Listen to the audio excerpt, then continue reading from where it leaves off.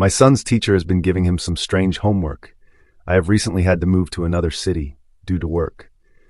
My family and I, which consists of me, my wife, and my 9-year-old son, Dylan, were suddenly uprooted from our quiet life and had to move to a busier city, which none of us were used to. My wife had to find another job in the city, and my son had to leave friends behind and start at a new school, which I hoped would all be worth it for the sizable pay raise that I was receiving. We have been moved into our new house for about a month now, and everyone seems to be adjusting to the new lifestyle that we now have. My wife has found a new job which she enjoys, and she has made a number of new friends there. My son has also settled in well to the new school. He is in the 3rd grade, and due to being in a busier city, is in a larger class than he is used to. I don't think he minds, though. He has already made a few friends that have helped him adjust to the new school. His teacher, Mrs. Wagner, was a younger woman, around 30, who Dylan seemed to really like. He would always come home and tell me and my wife all about the fun he had at school and the fun lessons that Mrs. Wagner would teach. I had only met her once, when I dropped Dylan off at school on the first day, and as far as I could tell, she was a very nice lady. Every night, Dylan would come home with different homework that he would have to complete before school the next day. I'm not a massive fan of homework, but it seemed like the homework that Mrs. Wagner always set was quite simple tasks that could easily be completed in a night. One night, the students had to ask their parents what they did for work and ask 3 questions about their job. And another night, he had to research their favorite animal and find out 3 interesting things about it. It was always simple tasks like that, or it was simple worksheets that Dylan could complete in half an hour or so. Every night, I would ask Dylan what his homework was for that night, and then I would help him with it if he needed help. That's when I noticed the homework becoming a little bit strange. One night, in Dylan's 3rd week of being in the new class, he came home looking upset. I asked him, when he entered the kitchen, what was wrong, and he told me that everything was okay. I then asked him what his homework was, and he told me that he didn't have any for that night. This was surprising because he had some sort of homework task every single night he had been in Mrs. Wagner's class, so it was strange that he suddenly didn't. Dylan then left the kitchen and went into his room, shutting the door behind himself. He didn't usually close the door, but I thought that he must have wanted some privacy. I could tell, though, that something was wrong, but he didn't want to tell me. Dylan spent most of the night in his room, apart from dinner time, when me and my wife told him he had to sit at the dinner table with us. He seemed to be in a better mood during dinner and was fairly talkative and making jokes, like he normally did. After dinner, though, he went back to his room and closed the door. We decided to let him stay in there for a while, but after an hour or two, I went in to see him and let him know that it was time to go to bed. I walked down to his room, opened the door, and when I looked inside, I saw that he had already fallen asleep over his workbook. I quietly walked over to him to gently wake him up and move him to his bed. But that's when I saw it. The homework task that was set for that night. The title that was written in Dylan's workbook was, "Would I miss my parents if I no longer lived with them?" At first I was taken aback. This was a very weird task to set for a group of 9 and 10-year-olds. I didn't really know how to react to this. I continued to read, though, to see what else he had written. He had written, "I would miss both my mom and dad very much. I love them both a lot, and they help me with everything. I love spending dinner time with them. But I would probably love someone else as much as them if I had to, like you were saying today, Mrs. Wagner." When I read the final sentence, I felt chills down my spine. I would probably love someone else as much as them if I had to. The words struck me like a brick to the face. What had Mrs. Wagner been telling my son? What was the purpose of telling him these things? I decided, probably stupidly, not to tell my wife about what I had found. She would worry, and she probably had a right to worry, but I didn't want to concern her. I decided that I would instead confront Mrs. Wagner tomorrow and ask her about this strange homework task. The next day, I took Dylan to school like I normally do, except this time I got out and walked up to the classroom with him. I saw Mrs. Wagner alone in the classroom as I entered the room, and she greeted me with a smile. "Hey, how are you?" she said as I entered the classroom. "How is Dylan settling in?" I answered that he was settling in well, but I did have 1 or 2 concerns. She asked what they were, and so I explained. "I was just curious about the homework you set yesterday, the one about how much they would miss their parents. I am just concerned because it is a very strange and confronting thing to ask a group of third graders.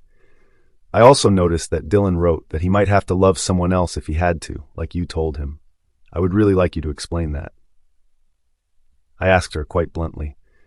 Oh, that, she replied, as she let out a slight laugh. Yesterday, I was teaching about how parents love and protect their kids, but also how there are also other people that would be there to help them if they need it. I wasn't satisfied with this answer and was about to question her further when suddenly a large group of school children entered the classroom. They were all walking in 2 rows. They all greeted Mrs. Wagner and greeted her one by one. They seemed very well behaved, almost too well behaved. I then saw Dylan take a seat next to one of the students, who was staring to the front of the classroom with their arms crossed. At the entrance of the rest of the class, Dylan's behavior seemed to change. He seemed to sit up a bit straighter, and his eyes widened as he began staring at the rest of the class. I looked around and noticed that all of the students were staring at the same spot. All their eyes were pointed at Mrs. Wagner. Something didn't feel right, but I knew that Dylan needed to stay at school, and this was probably some sort of morning routine they had.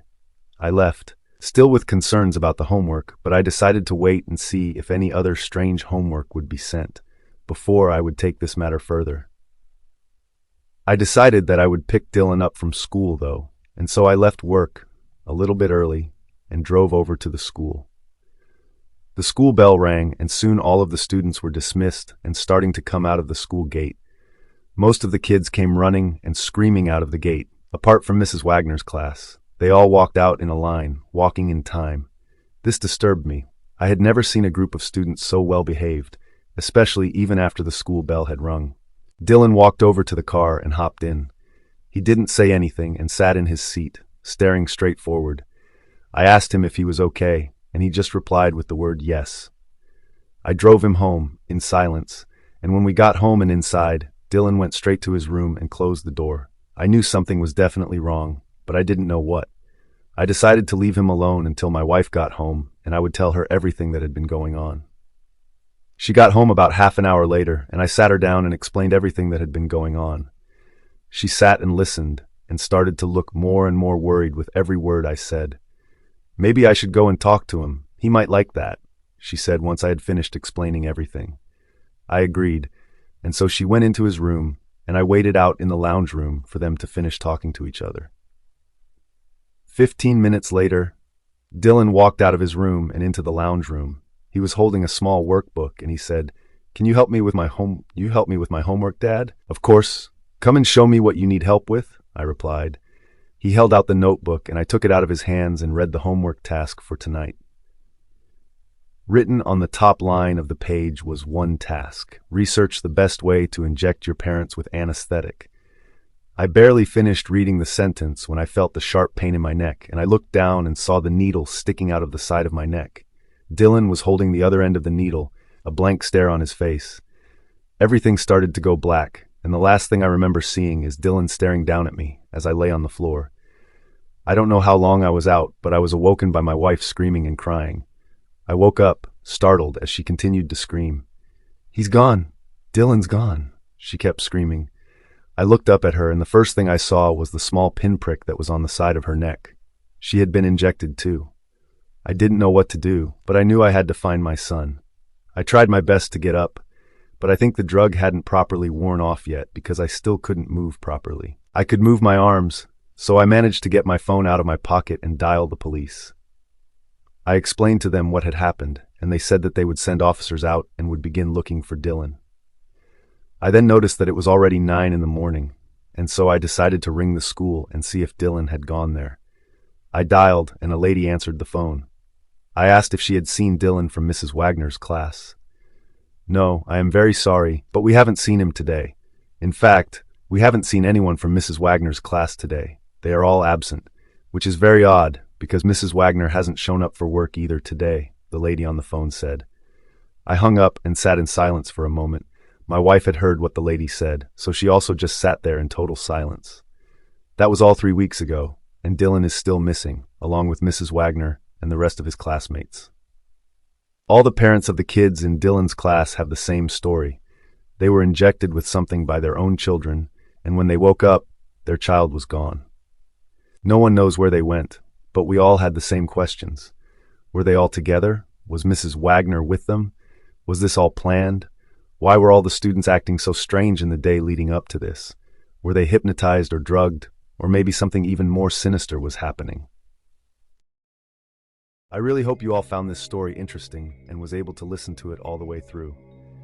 If you're listening to me now, I thank you and hope you all the success, and until we meet again.